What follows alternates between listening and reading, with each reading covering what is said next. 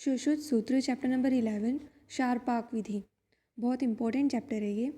श्लोक नंबर 3 में देखते हैं, शस्त्र अनुशस्त्रेभ्य शार प्रधानतम, यानी कि शस्त्र और अनुशस्त्रों में शार प्रधानतम है। चरक ने 25 सूत्र में कहा है जलोका अनुशस्त्राणाम श्रेष्ठम, ये जलोका के लिए अग्रय है। जलोका अनुशस्त्राणाम श्रेष्ठम यानी कि अनुशस्त्रों में जलोका को श्रेष्ठ माना है चरक ने, और शस्त्र अनुशस्त्र शार प्रधानतम ये सुश्रुत ने माना है।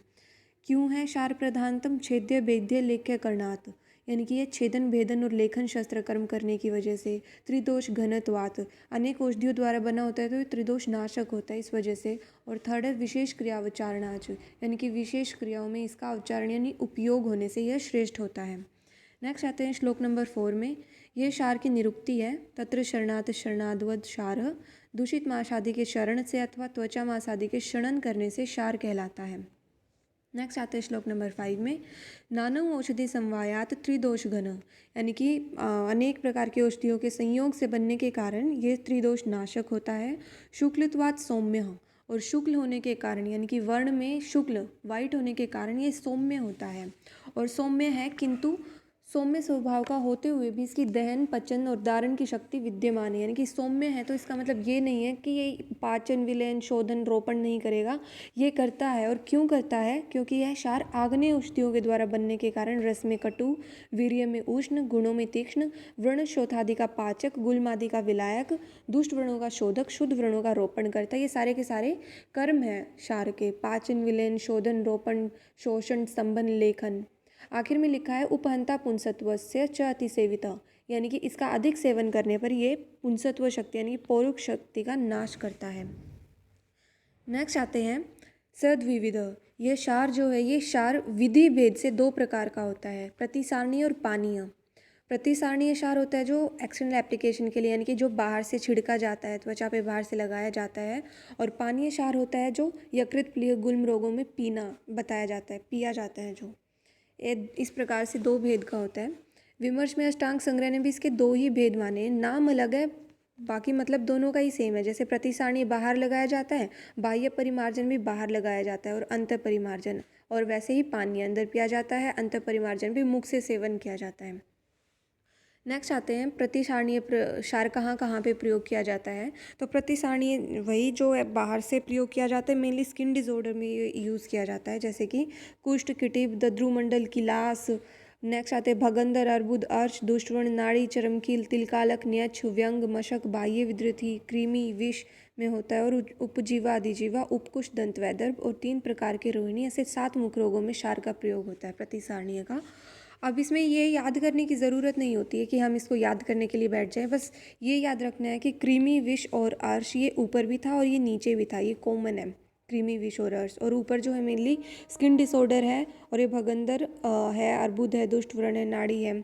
और ये जो 7 प्रकार के मुख रोग है, मुख रोग हम आगे निदान स्थान के चैप्टर नंबर 16 मुख रोग में पढ़ेंगे। 65 टाइप के मुख रोग होते हैं, उनमें से 7 प्रकार के मुख्य रोगों में प्रतिसारणीय क्षार का प्रयोग होता है, जिसमें कि उपजीवा, अतिजीवा, उपकुश, दंतवैदर्भ और 3 प्रकार के रोहिणी, ऐसे 7 मुख्य रोगों में होता है। नेक्स्ट आते हैं पानीय क्षार का प्रयोग। पानीय क्षार का मेनली जीआईटी डिजीज़ में होता है, जीआईटी डिसऑर्डर में होता है, जैसे गर्विश हो गया, गुल्म, उदर रोग, अग्निसंग, अजीर्ण, आरोचक, आना, शर्करा, आश्मरी, आभ्यंतर विद्युति, कृमि, विष और अर्श। कृमि, विष और अर्श ऊपर भी था, यहाँ भी है, इसको हाईलाइट कर लेना।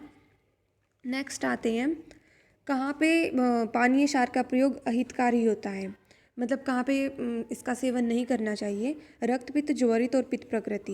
देखो पानीय क्षार जो होता है वो उष्ण और तीक्ष्ण गुण वाला होता है, उष्ण वीर्य इसका तीक्ष्ण गुण होता है। तो पित्त में करेंगे तो ये ज़्यादा उपद्रव कोज करेगा, तो पित्त में नहीं लेना होता है, जैसे रक्त पित्त में, ज्वरित में और पित्त प्रकृति में। और बालक, वृद्ध और दुर्बल तो ये तो हर जगह ही होते हैं। ब्रह्म, मद, मूर्छा और तिमिर को हाईलाइट कर लेना, तिमिर इंपॉर्टेंट है कि तिमिर में क्षार का प्रयोग नहीं करते हैं। नेक्स्ट आते हैं मृदु, मध्य और तीक्ष्ण भेद से प्रतिसारणीय क्षार जो होता है वो 3 टाइप का होता है। और इसको क्षार के बनाने की इच्छा रखने वाले वैद्य शरद ऋतु में उत्तम दिन जानकर पवित्र होकर उपवास कर गिरी के सानू की प्रशस्त भूमि में उत्पन्न हुए शीत वर्षा अग्नि विष कृमि आदि से जिसका वीर्य का प्रभाव नष्ट न हुआ हो मध्यम आयु के बहुत बड़े काले फूलों वाले मुश्क को मंत्र आदि से प्रथम दिन आमंत्रित करके दूसरे दिन उखाड़कर कुल्हाड़ी से टुकड़े करके वायु रहित स्थान में संचित करके ऊपर चूने के छोटे छोटे कंकड़ डालकर तिल नाल की अग्नि से प्रदीप्त कर देना चाहिए। अब यहाँ पे इम्पोर्टेंट क्या है, जो क्षार बनाने के लिए हमने शरद ऋतु में उत्तम दिन जानकर, तो कौन सी ऋतु में, शरद ऋतु में उत्तम दिन जानकर पहाड़ों पे जाकर अच्छी अच्छी भूमि देखकर जो कृमि विष से खराब ना हुआ हो और जो मध्यम आयु का हो, मध्यम आयु के बहुत काले फूल वाले मुश्क, तो मध्यम आयु और काले फूल वाले मुश्क को मंत्र आदि से पहले दिन जाकर मंत्र आदि पढ़ के आ गए, आमंत्रित कर दिया उसे, और फिर दूसरे दिन उसे उखाड़कर वायुरत स्थान में संचित कर कर चूने के छोटे छोटे कंकड़ डालकर तिल नाल की अग्नि से प्रदीप्त करें। अग्नि के स्वांग शीत होने पर यानी कि अपने आप ठंडे होने पर मोके की भस्म पृथक कर पात्र में इकट्ठी कर लेनी चाहिए तथा चूना और शर्करा को अलग ग्रहण कर लेना चाहिए। वो अब हमारी भस्म तैयार हो गई है। कैसे हुई है, शरद ऋतु में इसको उखाड़ना, मतलब शरद ऋतु में जाना उत्तम दिन जानकर और अच्छी अच्छी भूमि देखकर, जो प्लांट खराब न हो अग्नि विष वगैरह से, मध्यम आयु का होना चाहिए, बड़े काले फूल वाला मुश्क जिसका होना चाहिए, पहले दिन आमंत्रित करके यानी कि मंत्र वगैरह पढ़ के दूसरे दिन उसे जाके उखाड़ना चाहिए, उखाड़ के तिल नाल की अग्नि से उसे प्रदीप्त करना चाहिए। ये इसकी प्रोसेस हो गई। नेक्स्ट आते हैं श्लोक नंबर 12 में। इसमें कुछ इंपॉर्टेंट नहीं है, इसमें बस कोशातकी के 4 टाइप्स बताए गए, कौन से कोशातकी का यूज़ किया जाता है। बड़े फल, छोटे फल, पीले फूल और श्वेत पुष्प, ऐसे 4 भेदों वाली कोशातकी। इन सब की जड़, फल, पत्र, शाखाओं को लेकर जलाकर भस्म कर लेनी चाहिए। तो ये हमने भस्म कर ली है, राख कर ली है, यानी कि राख ही क्षार ही होता है, तो भस्म कर ली है इनकी। इस तरह जलाने के बाद बनी हुई युक्त भस्म रूपी क्षार को 1 द्रोण लेकर 6 द्रोण पानी में आलोड़ित कर ले, यानी कि जो हमने क्षार लिया है वो उसकी मात्रा 1 द्रोण और 6 द्रोण पानी में आलोड़ित कर इनसे घोल लेवे।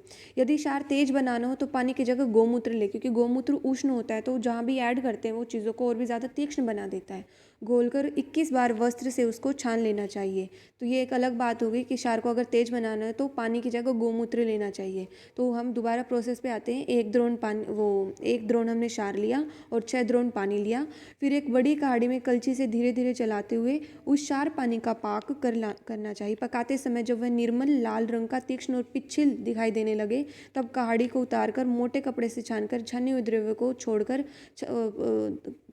छने हुए को पुनः कटा में भरकर अग्नि पर चढ़ा के अग्नि देने लग जाए, किंतु पकाने से पहले उसकी क्षारोदक से 1 कुड़व तथा 1.5 कुड़व क्षार जल निकालकर अन्य किसी पात्र में रख देना चाहिए।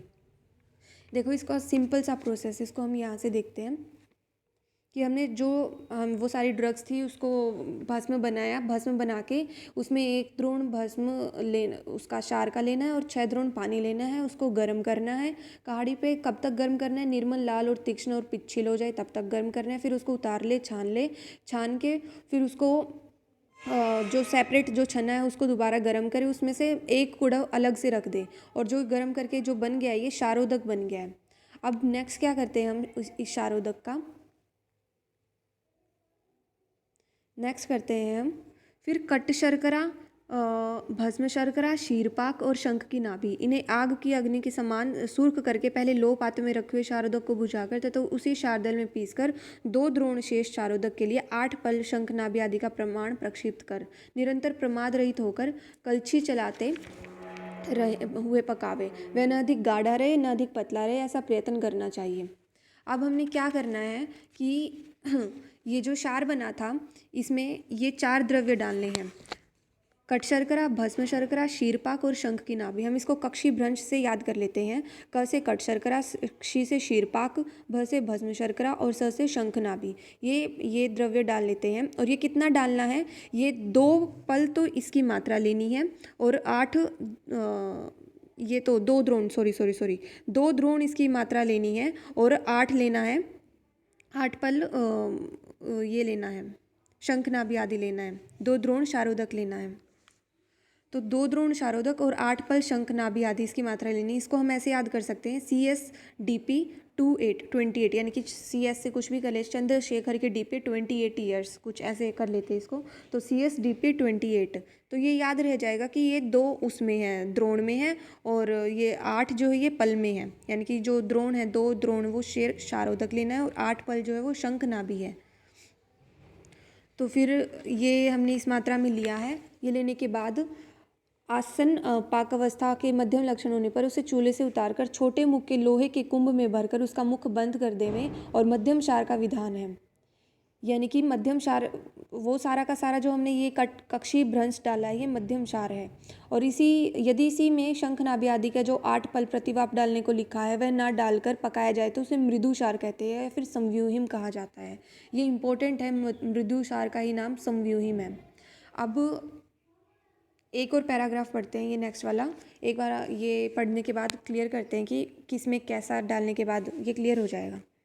यदि उक्त कट शर्करा द्रव्यों में प्रतिवाप में यथा प्राप्त दंती, द्रवंती, चित्रक, लांगली, पुतिक, ये सारे के सारे द्रव्य डालकर इनमें महीन चुन करके शुक्ति प्रमाण भर डाल देते हैं, तो इस प्रकार कट शर्करा आदि प्रतिवाप के साथ दंत्यादि द्रव्यों का भी प्रतिवाप देकर जो पकाया जाता है उसे तीक्ष्ण क्षार कहते हैं। और तीक्ष्ण क्षार का दूसरा नाम ही पाक्य है। देखो इसको देखते हैं कि जो हमारा शारोदक बना था, यहाँ पे शारोदक बना था, अगर उसमें कुछ भी हम नहीं डालते हैं तो वो उसी कंडीशन में रहता है, तो उसे मृदु क्षार या फिर संव्यूहिम कहते हैं।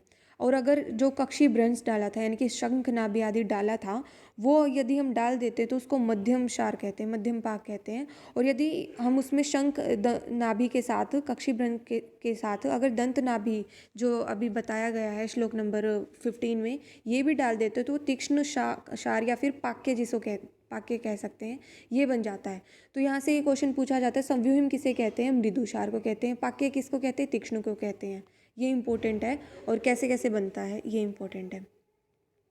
आई होप क्लियर हो गया होगा। नेक्स्ट आते हैं श्लोक नंबर 18 में। ये क्षार के गुण हैं। क्षार के गुण कितने होते हैं? 8 गुण होते हैं क्षार के। नयवती तीक्ष्णो न मृदु शुक्ल सलक्षणो अथ पिच्छिल अविशंधि शिव शीघ्र क्षारो अष्ट गुण समृत। यानी कि न ज़्यादा तीक्ष्ण, न अति मृदु, किंतु रंग में श्वेत हो, सलक्षण हो, पिच्छिल हो, अविशंधि, यहाँ पे अविशंधि है, विशंध नहीं, अविशंधि हो, शिव यानी कि गुणकारी हो, तथा शीघ्रकारी हो। ये क्षार के 8 गुण होते हैं। कौन से? न अति तीक्ष्ण, न मृदु, शुक्ल सलक्षण, पिच्छिल, अविशंधि, शिव, शीघ्र, क्षारो अष्टगुण समृत। नेक्स्ट आते हैं ये क्षार के दोष हैं। अति मार्दव, अति अधिक मृदु, अधिक श्वेत, अधिक उष्ण, अधिक तीक्ष्ण, अधिक पिच्छिल, अधिक फैलने वाला, अधिक सांद्र, पूर्ण रूप से न पका हुआ, जिसका शास्त्रोक्त औषधियाँ सभी न पड़ी हुई, क्षार के दोष होते हैं। अब यहाँ पे नंबर नहीं बताया हुआ कि क्षार के दोष का नंबर कितना होता है, बस ये सारे के सारे अगर हम गिनते हैं तो दोष 9 आते हैं। जैसे ऊपर वाले में बताया गया कि अष्टगुण समृत, वैसे यहाँ पे नंबर नहीं बताया। तो अगर नंबर पूछ लिया जाए तो 9 होते हैं। वाग्भट ने 10 बताया है, और अदरवाइज नंबर दिया नहीं हुआ है यहाँ पे। नेक्स्ट आते हैं। अब पता कैसे चलेगा कि क्षार तीक्ष्ण है या फिर मृदु है, उसको पता करने की विधि क्या होती है, वो इस श्लोक में बताई गई है कि 100 तक गिनती गिनने पर एरंड नाल जलाने वाला तीक्ष्ण होता है। यानी कि अगर हम 100 तक गिनती गिनते हैं और यदि वो एरंड नाल लेते हैं उसको टेस्ट करने के लिए, अगर वो एरंड नाल को जला देता है 100 तक गिनती करने पर, वो तीक्ष्ण होता है। और गिनती के पूर्व ही यदि जला देता है तो वो अति तीक्ष्ण होता है। और अगर गिनती के बाद भी एरंड नाल को जलाने में समर्थ न होता है तो उसे अति मृदु कहते हैं। तो कौन सा हुआ? अगर 100 तक जला देता है तो तीक्ष्ण हो गया, 100 से पहले ही जला देता है तो अति तीक्ष्ण हो गया, और 100 के बाद भी अगर वो नहीं जलाता है तो वो अति मृदु जानो उसे। क्षार के ठीक होने लायक रोगी को वात तथा धूप रहित चौड़े स्थान में बिठाकर अग्रोपरणीय अध्याय के अनुसार क्षार पाक करने में उपयोगी संभार को एकत्रित कर लेवे, तथा बाद में क्षार पाक योग्य रुग्ण स्थान का सम्यक निरीक्षण कर उसे स्थान को दोषानुसार, अर्थात वात दुष्ट स्थान पर लेखन, पित्त दुष्ट स्थान पर घर्षण और कफ दुष्ट स्थान पर प्रछान। ये किसी बुक में यानी कि बुक में नहीं, सॉरी, कोई यहाँ पे उसके लेखन की जगह घर्षण बताते हैं, घर्षण की जगह लेखन बताते हैं पित्त पे, लेकिन ये करेक्ट नहीं है, क्योंकि गाइडों से हर जगह चेक कर लिया गया है कि अलग अलग बुक में करेक्ट है क्या। तो हर बुक में वात के स्थान पर लेखन और पित्त के स्थान पर घर्षण ही है, तो ये हिंदी वाला करेक्ट है। कई बार ऊपर संस्कृत को लेके कन्फ्यूज़न हो जाती है, लेकिन जो लिखा है वो करेक्ट है कि वात के स्थान पर लेखन, पित्त के स्थान पर घर्षण और कफ दुष्ट स्थान पर प्रच्छान करके शालक्य तंत्र में शार का उच्चारण करना चाहिए तथा शार लगाने के बाद 100 तक गिनती बोलने तक निरीक्षण करते रहे। तो कितने तक निरीक्षण करना चाहिए शार का? वाक शतमात्र, यहाँ पे लिखा हुआ है वाक शतमात्र तक उसकी निरीक्षण करना चाहिए। नेक्स्ट आते हैं, शार के प्रयोग से व्याधि के दूर होने पर उस स्थान पर कृष्ण हो जाना शार दग्ध का लक्षण है। तो शार दग्ध का लक्षण क्या है? कृष्णता दग्ध लक्षणम। ये शार का सम्यक दग्ध का या फिर शार दग्ध का लक्षण है, कृष्णता दग्ध लक्षणम। और पश्चात उस स्थान पर सोविरिक तुषोदक धान्यम आदि अम्ल वर्ग द्रव्यों में घृत और मुलेठी का चूर्ण मिलाकर लगाने से जलन पीड़ा आदि दुख शांत हो जाते हैं। ये पिछले मैंने चैप्टर में भी बताया था कि शार में यदि हमें पीड़ा होती है, दुख होता है, तो हमें क्या लगाना चाहिए? अम्ल वर्ग की औषधियों में घृत और मुलेठी। यहाँ पे मधु नहीं है, मधुक है, मुलेठी है वो। तो घृत और मुलेठी का चूर्ण मिलाकर लगाने से जलन पीड़ा आदि दुख शांत हो जाते हैं। तो अम्ल वर्ग की औषधियाँ प्लस घृत प्लस मधुक किस में लगाना है? ये शार में लगाना है। अग्नि में मधु आएगा, तो हम इसको ऐसे याद कर सकते हैं, यदि मतलब अग्नि आगे वाला चैप्टर जो अग्नि वाला चैप्टर है उसमें यदि पीड़ा होती है तो मधु यूज़ करते हैं उसमें साथ में। तो इसको किस में मधु है, किस में मधुक है, इसमें कन्फ्यूज़न हो जाती है। इसको हमें ऐसे याद करते हैं, शार है तो उसमें मधुक है, शारक, शार में मधुक है। तो अम्ल वर्ग की द्रव्यों में घृत मुलेठी को चूर्ण और उसमें जलन पीड़ा और दुख शांत हो जाते हैं। नेक्स्ट आते हैं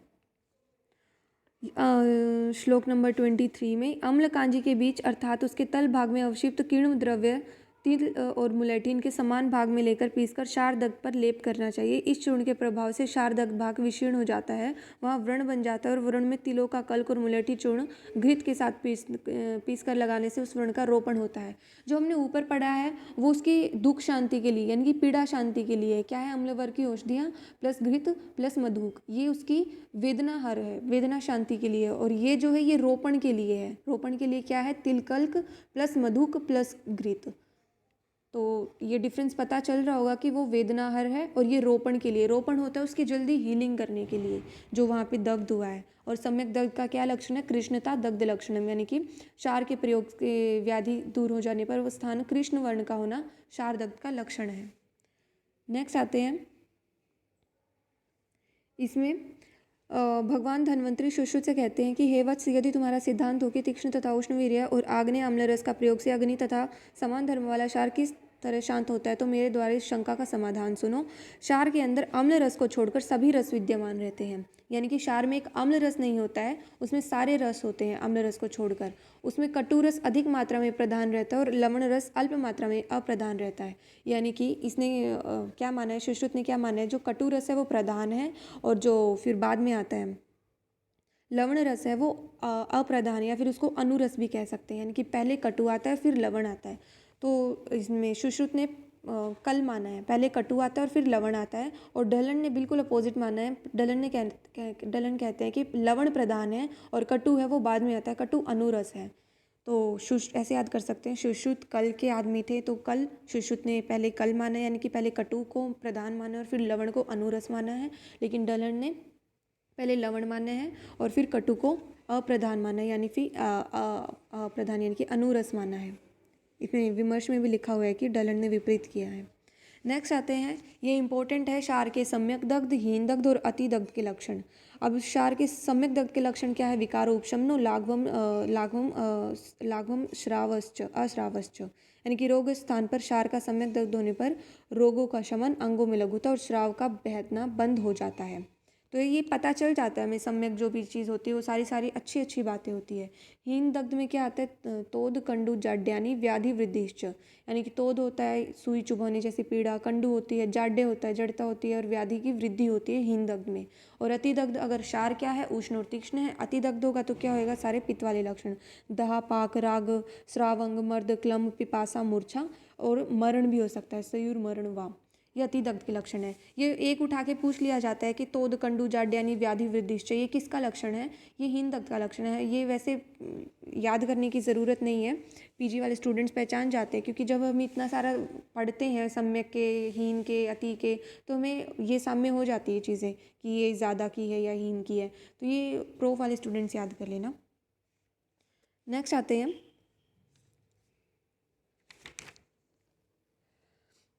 ये जो क्षार है वो किसको मतलब कि नहीं लेना चाहिए, निषेध किस किस में है क्षार। नीचे लिखे रोगियों में क्षार कम नहीं करना चाहिए, जैसे दुर्बल बालक, वृद्ध, डरपोक, सारे अंग में जिसके शोथ हो, उदर रोग। उदर रोग का पीछे पानी क्षार में यूज भी बताया आगे, फिर निषेध भी बताया है, तो दोनों है। इसका क्वेश्चन के अकॉर्डिंग इसका आंसर लगेगा। रक्त पित्त रोगी, गर्भिणी, रजस वाला स्त्री जिसका ज्वर बढ़ गया हो, तथा प्रमेय उरशत से क्षीण, तृष्णा, मूर्छा पीड़ित नपुंसक और फलयोनि अर्थात गर्भाशय का ऊपर या फिर नीचे का भ्रंश, डिस्प्लेसमेंट बोलते हैं इसे, इसमें क्षार का निषेध बताया गया है। तो मेनली सारे के सारे इसमें रक्त पित्त है, नपुंसक है, फलयोनि है, प्रमेय है, उरशत के, क्षीण, तृष्णा, मूर्छा से पीड़ित। और नेक्स्ट आते हैं, ये इंपॉर्टेंट है, मर्म स्थान, सिरा, स्नायु, संधि, तरुण अस्थि, सेवनी, धमनी, गला, नाभि, नाखून, शिश्न के भीतर, स्त्रोतस में, अल्प मांस वाले स्थानों में वतर्म को छोड़कर नेत्र के सभी रोगों में क्षार का प्रयोग न करें।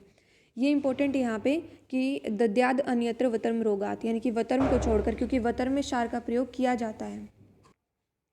इसे जो है इसे अपवर्ग तंत्र युक्ति कहते हैं, यानी कि उन सारी चीज़ों में निषेध है लेकिन उस चीज़ को छोड़कर, ऐसा कहीं पे आता है तो इसे अपवर्ग तंत्र युक्ति कहते हैं। और ये चीज़ इंपॉर्टेंट भी है कि वतर्म को छोड़कर, नेत्र के सभी इसमें क्षार का प्रयोग नहीं करते हैं, सिर्फ वतर्म को छोड़कर। नेक्स्ट आते हैं आखिरी श्लोक में, विष अग्नि शस्त्र शनि मृत्यु कल्प क्षारो भवत्या अल्पमतिम प्रयुक्त, यानी कि स्वल्प बुद्धि या कम शास्त्र पढ़े हुए वैद्य द्वारा प्रयुक्त किया हुआ क्षार विष अग्नि शस्त्र तथा वज्र के समान मृत्यु करने वाला होता है। और वही क्षार जब बुद्धिमान चिकित्सक द्वारा ठीक तरह से प्रयुक्त होता है तब शीघ्र ही भयंकर रोगों को नष्ट कर देता है। तो ये जो मूर्ख वैद्य द्वारा क्षार जो प्रयोग किया जाता है वो विष अग्नि शस्त्र और वज्र के समान, हमने पीछे चैप्टर में पढ़ा था, चैप्टर नंबर 3 में, कि मूर्ख वैद्य द्वारा यदि चिकित्सा करवाते तो शस्त्र शनि और विष के तरह होती है, विषोपम होती है। और यहाँ पे विष अग्नि और शस्त्र तथा वज्र के समान होती है यदि क्षार कर्म करता है कोई मूर्ख वैद्य। Thank you. यहाँ पे हम कुछ क्वेश्चन देख लेते हैं एक बार ख़त्म करने से पहले, कि ये सुश्रुत चंद्रिका का पेज है, चंद्रिका आती है गोविंद पारिक की, कि कैसे कैसे क्वेश्चंस बनते हैं। बहुत ही आसान क्वेश्चंस बनते हैं अगर हम ध्यान से पढ़ते हैं। जैसे पहला क्वेश्चन है, क्षार विधि भेद से कितने प्रकार का होता है। हमने पहले पढ़ा है कि क्षार विधि भेद से 2 प्रकार का होता है, क्षार वो प्रतिसारणीय और पानीय क्षार। किस स्थिति में पानीय क्षार का प्रयोग निषिद्ध है, यानी कि किसमें नहीं करना चाहिए, हमने हाईलाइटेड किया था किसमें इसका नहीं करना चाहिए।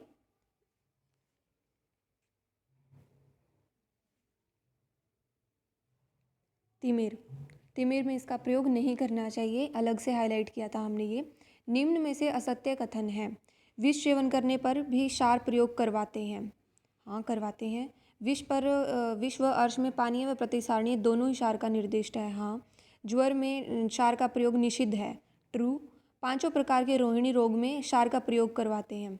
5 प्रकार के रोहिणी नहीं आएगा यहाँ पे, 3 प्रकार के रोहिणी में क्षार का प्रयोग करवाते हैं, तो ये असत्य है, ये फॉल्स है। मृदु मध्य व तीक्ष्ण किस क्षार के भेद हैं, तो ये प्रतिसारणीय क्षार के भेद हैं। क्षार निर्माणार्थ वृक्ष में किस ऋतु में काटना चाहिए, ये हमने सबसे पहले पढ़ा था, दूसरी लाइन है शरद ऋतु में। तो ऐसे सिंपल सिंपल क्वेश्चन फ्रेम होते हैं, आप चंद्रिका से सोल्व कर सकते हैं। बस ये, थैंक यू।